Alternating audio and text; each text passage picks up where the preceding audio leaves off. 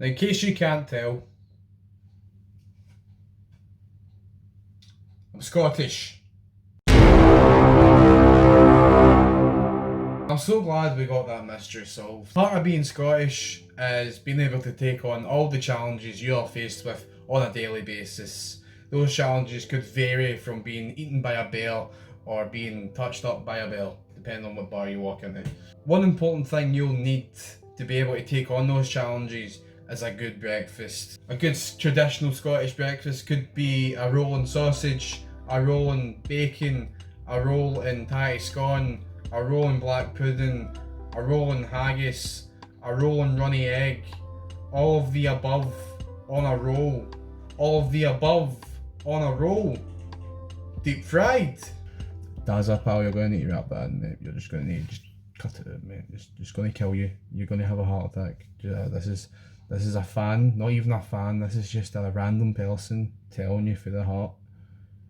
You're going to die, mate, if you keep doing that. Just saying. This recipe is actually so easy. Pressing the subscribe button might be easier. Ladies and gentlemen, today we are making porridge. Let me just translate that for the American viewers. Ladies and gentlemen, today we are making oatmeal. I'm never doing that again. The equipment we are going to need is a pot and a stirring instrument.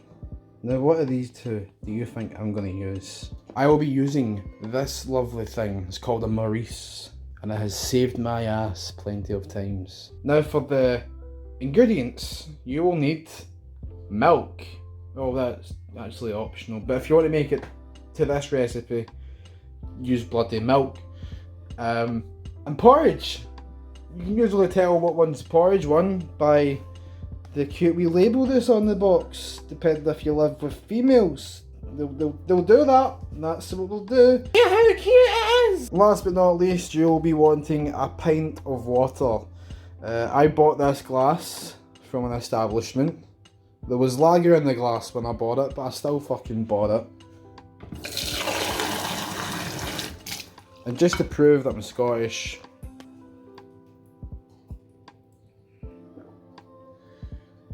if I was English, I'd be dead by now. The step one is to turn the gas on.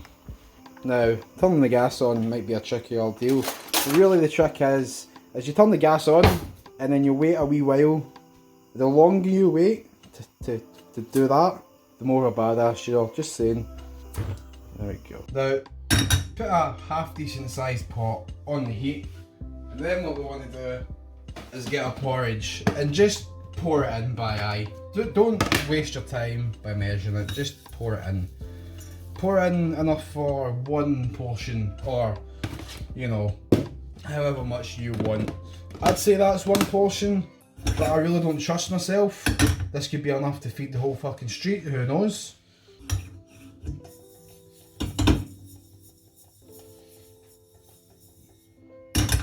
I'm putting it on the heat and taking it off the heat and giving it a little shake every so often. What I'm trying to do here is toast them just before I start adding any liquids. Not burning them, toasting them. I know you can burn toast, but if you burn this, just stop and just rely on Just Eat or something. It's not that hard. Then we'll add the milk. This is, I don't know, maybe about a pint. Less than that. I'm not going to add all of it, just I'll add that much. Then we want to crank the heat up, and then we want to get a lovely lady, Maurice, and just start stirring it.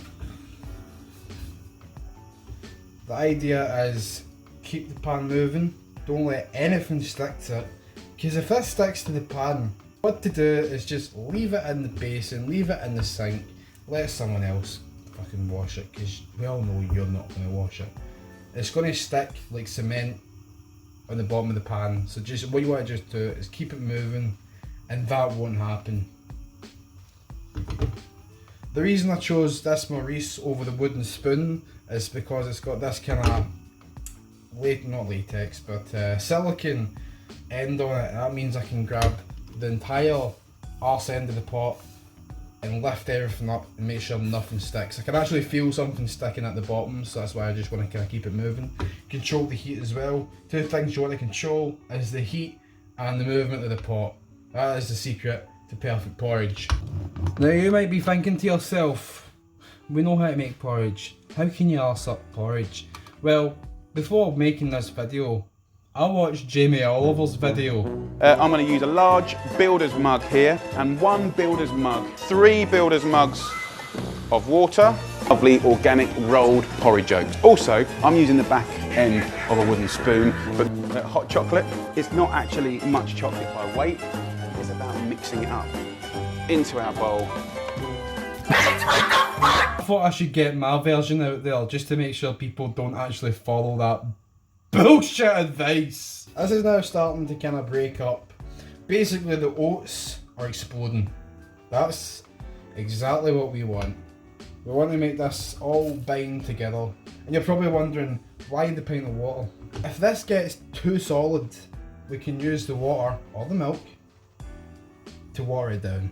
Now I have added nothing but water and oats to this pan, and already it's actually starting to smell really nice. It's bubbling up, but you want to just make sure you keep gliding the bottom of the pan, making sure nothing sticks. And the more solid this gets, the better it will be. My late grandfather made arguably the best porridge in the world.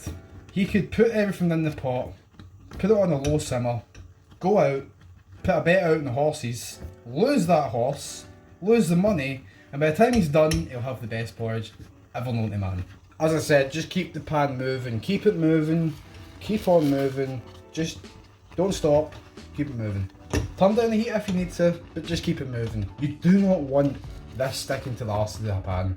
Why don't you want it sticking to the arse of the pan? Well, I'd assume you live with other people, and if you burn it, you clean it. That's my rule. Can you imagine if you worked in a professional kitchen and you handed a burnt pot over to a KP, and then the next thing you remember is waking up in the hospital? You know what you did wrong. You gave your KP a job that's more than his pay's worth. So he fucking gave you a concussion. See what I'm doing? Just using that silicone, not a wooden spoon or a truncheon or a big stick or anything like that. Just using this silicone, I can keep everything off the arse of the pan. I swear by Maurice, my lovely lady here, she is the best kitchen assistant in the world. It's starting to come together, it's starting to look more like a solid. Some would say maybe start cooking it out a wee bit more, just keep cooking it out. I'd say maybe add your water. We don't really need to add much water. I'd say I've had this on the heat for maybe about 5 minutes, 6 minutes. Keep it on the heat longer, you can even turn the heat right down and just leave it, but again that's going to run the risk of having the oats stick to the arse of the pan. What I'd recommend is just keeping it moving and waiting until it's all binded together. It's not binded together here, probably because I added liquid, but if it just keeps cooking out, keeps reducing, it will kind of stick together. But I'd say this is the perfect time to start seasoning it. Oh, by the way, never cook it in the microwave, because it's just going to explode and make a mess in the microwave. You might see all these advertisements for instant porridge, advertising golden syrup, advertising just normal, ready-made, just normal plain old porridge. You might see honey, you might see fruity, banana, berries. I'd say the most important ingredient for porridge, especially in this country, has got to be salt. Grab a wee pinch of salt and just all over. Boom. You've just made the porridge 10 times better, or 10 times worse, depending on what your taste is like. You may also be tempted to use some sugar. I'd use some sugar. You know, you can get that kind of balance between sweet and savoury. Almost like Asian cooking, except this isn't Asian, it's Scottish. Alright, we have kept this moving long enough. I'd say it's now ready to go. It's not completely solid, it's not completely all binded together, but it's good enough.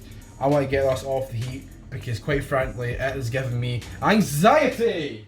It's now off the heat, but don't forget you're using a metal pot and that shit's hot, so keep it moving still because it's still cooking. It's off the heat, no fire underneath, but it's still hot. It is like Megan Fox, tanned up to fuck with baby butter oil all over. She is hot as fuck, even without a flame. Megan Fox is actually barking though. I need to use someone else now for an analogy on how hot it is. There we go. There is absolutely no glamorous way on presenting this, at least kind of putting it in the bowl. So just spludge it out. Just it's not going to look too pretty, but you can jazz it up with whatever you're going to put on top of it. Now I tried my hardest, folks. I tried my damnedest, but you'll see I've sort of bumped this pot. See, not even I, a master of the ancient arts, can get it right. Good luck. Now, as a chef, I probably should have tasted that before I served it. That's good enough. We'll put the milk all over it, to your preference, of course. See, that's exactly what I wanted. To stain, to tint the fucking Scottish flag. It's going to need to go in the wash now. Now I would actually argue that that is the perfect bowl of porridge, but your Scottish mum and dad could probably do better. Now your Scots mammy and daddy might have a different way of doing it, but that was my way of doing it. See, Scottish people, we're all over the world. Right, let me tell you. This guy could probably make some pretty good porridge. This guy's mother probably tried. This guy, believe it or not, is actually Scottish, so I'm not even going to argue with that. And this guy, although his mother is Scottish, probably has no fucking clue what porridge is. In fact, he probably can't spell it. I am incredibly uncomfortable when I'm trying to get this all in the shot.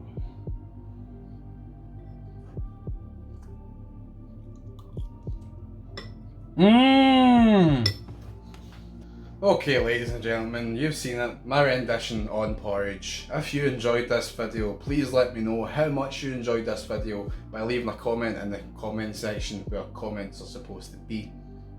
Not my wall. Not my actual wall. Someone graffitied my fucking wall and said your videos are shite. Nah, I'm kidding on, I've not got that much publicity. You could also like this video, or you could dislike this video. Whatever. Tell me the truth. The truth. I can handle the truth. I really can. You can tell me my videos are shite. I don't care. I'm doing them for me and people that want to learn how to make porridge. But if you really enjoyed this video and the last one and that other video of like me and my 5 minutes of stand-up comedy, you can subscribe. I'll tell you something else that's even more fried, right? See if you like gaming. Subscribe to my gaming channel. That's in the description as well.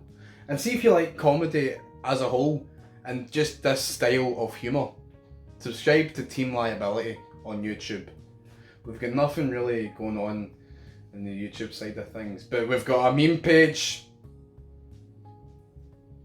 Go like that as well. Guess where you can find the link to that. I'm not even going to tell you. You already know.